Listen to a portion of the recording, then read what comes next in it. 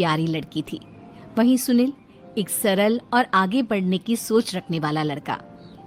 सुनील, बेटा सुनील कहाँ है? अरे जरा एक गिलास पानी तो दे दो। हाँ माँ, अभी आया। क्या माँ, पानी तेरे सर के पास ही तो रखा है। क्या हो गया है, तबीयत खराब है क्या? अरे नहीं नहीं, वो उठने का मन ही नहीं कर रहा था तो देखा ही नहीं।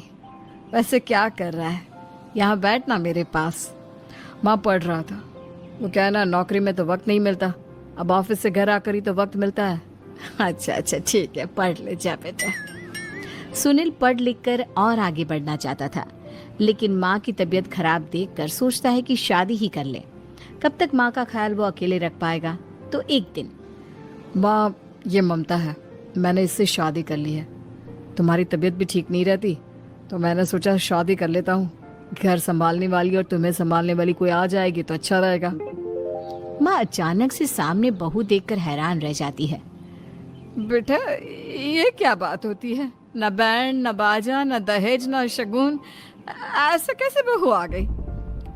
माँ तू तो जानती है, मैं नौकरी के साथ पढ़ाई कर रहा हूँ तो कहाँ से इतना पैसा बचा पाता कि धूमधाम से शादी करता।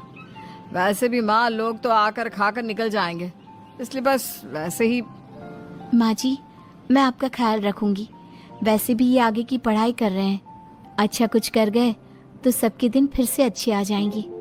सास को ममता की बात ठीक तो लगती है, लेकिन मन में कहीं ना कहीं लगता है कि कहीं बहू बेटे को लेकर फुर्र ना हो जाए और फिर तो वो रह जाएगी अकेली।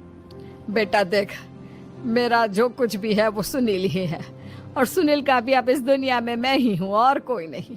क्या सुनील? बिल्कुल माँ, लेकिन आज से ममता भी मेरे जीवन का अहम हिस्सा है, जैसे तू है। सास को बड़ा बुरा लगता है कि उसकी सल्तनत में कोई और हिस्सेदार कैसे हो सकता है।